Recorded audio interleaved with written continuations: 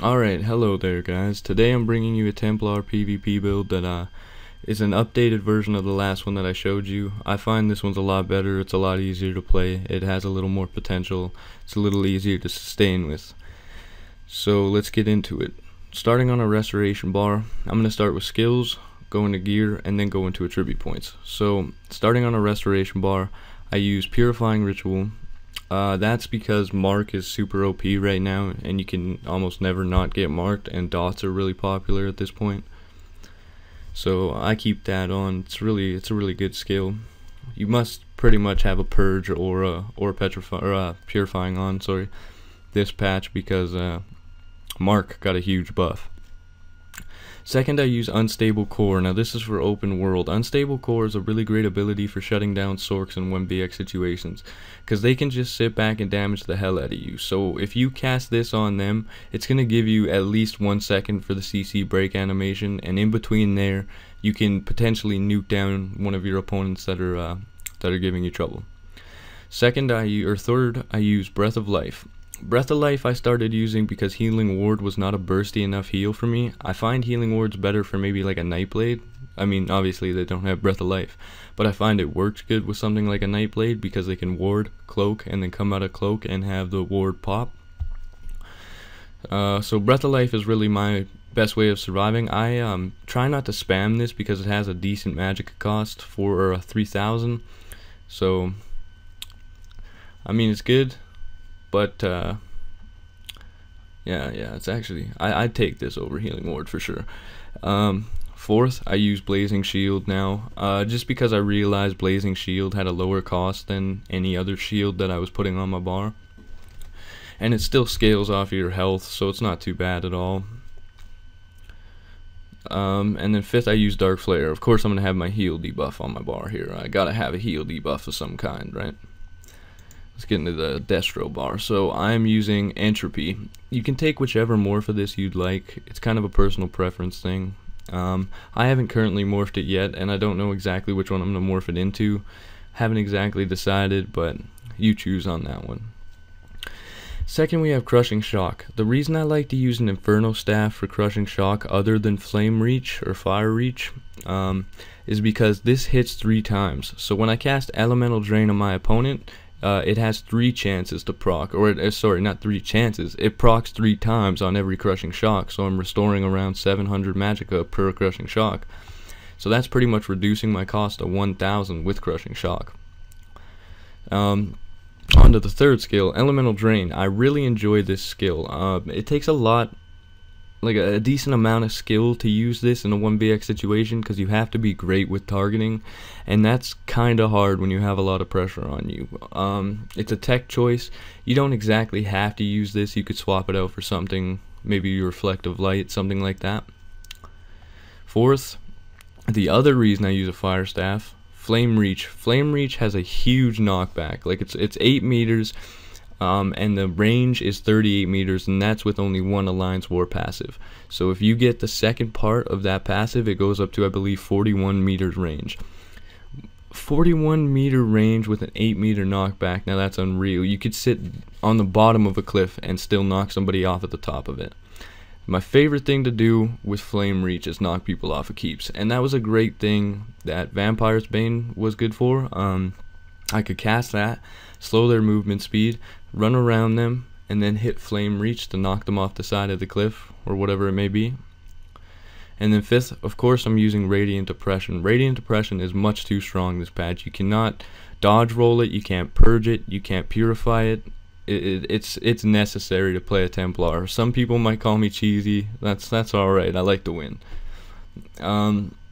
Even once they remove the fact that it starts at 50%, it still has a 10k damage tooltip and 40% of your current damage and magic proportion, and lower health targets take up to 330% additional damage, so that's really strong.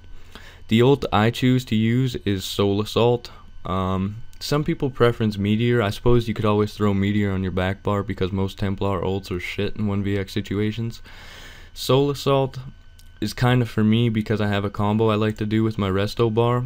I like to throw Dark Flare, Unstable Core into a Soul Assault, and By the time that pops, it's often a kill if you're not fighting a skilled enough player or somebody without a purge. And I forgot to mention I am using bats on my restoration bar. I still use bats. I know it doesn't do as much damage as it once did, but it helps keep me alive when I'm getting swarmed on by stamina builds. So I find that's great. You could always use Meteor over Soul Assault too if you preference that. I am personally a Breton, but other great races that go with this build would be Dark Elf, Imperial, of course. There's a couple. You just have to look at the passives. But personally, I like Breton because there's no soft caps. I gain 3k spell resist, 10% magicka, and reduce the cost of my magicka spells by 3%. So I think that's a great choice of race. Now let's move on to the gear. The gear has totally changed. I'm wearing a lot of different sets and a few of the same now. So I did end up going back to the 5 Warlock. The 7k Magicka Flood I think is just too powerful not to use. I find it helps you when you're in a shitty situation. So I use shoes, breeches, gloves, and cowl with 1 ring of the Warlock. And then I am using 2-piece Adroitus. I use the robe and the necklace. You might not want to use the robe because it comes with the well-fitted trait. I just do not have another piece to use right now, but if you can mix that in somewhere else, I suggest doing that, because you're going to lose a lot of magicka on your infused trait, or you're going to lose a lot of armor on your reinforced. And second, we use 2 Torok's Pact. We use the Sash of Torok's Pact alongside of both of your weapons being Torok's Pact. Now on this note, I use the disease damage on my Inferno staff because that's the one I like to light weave with. So I'm hoping that it procs the heal debuff in mid weave. And then I use sharpened on both. On the second, I use the damage shield. Now this was just for a test. I haven't exactly decided if this is what I want to keep yet. I find it is still pretty strong. I mean, it's decent. It protects you from maybe 1 hit that you take, maybe even less than that, but I find it's a really decent thing, I suppose. It helped me a few times when I was getting stomped on. For next pieces I use are Cyrodiil's Light. Cyrodiil's Light 1 ring and Cyrodiil's Light epilots. Cyrodiil's Light is my choice. You don't really have to use that. I suppose you could use Martial Knowledge or something if you like, but I preference this build so you get that extra 2-piece off of your staff off of your staffs. You gain a little bit extra spell damage. For the glyphs that I use on my jewelry, I wear 2 spell damage and then 1 magicka recovery. The magicka recovery I'd likely swap for a cost reduction or possibly more spell damage. I was thinking I might take both of my rings and put cost reduction on them, but I'll lose a little bit of spell damage for that, so I haven't exactly decided yet. But if you find you're running out of magicka really fast, cost reduction is really great this patch, so try that out. Now let's get into the attribute points. You might not want to focus on my stats. I have food on and all of that, and I'm wearing lower level versions of the gear. You're going to have much higher stats than this, so don't really pay attention to that. Minus the spell resist, you might not have that much, but I divide my points 30 into magicka and the rest into health, which will be 32 by next level. Now, champion point system, I can show you guys that as well, the way I divide it myself at least. So let's get into that real quick. Actually, I have an unspent point in here, so I do 10 into the magician, reducing the cost of my spells, and then I do 10 into the arcanist, increasing my magicka regen by 5%. Now over here I use Elfborn for my spell critical and healing, and then I use Elemental Expert for flame, frost, and shock damage, because I use a lot of flame and some dots and whatnot that go off flame and different elements. I find that that's really great for getting a little more DPS out of me. So that's where I divide all my points into the blue trees. Over in the red trees I use block expertise, because block is a lot less reliable this patch, and I like to block cast a little bit. Not a lot, I don't hold block up the whole time, but I like to block cast a little bit because it seems easy to do this patch, and it's just a really great thing to do with your destruction. Destruction. Then I go 10 into Hardy. Resist magic, poison, and disease damage. I really only do that to resist magic damage dealt to you.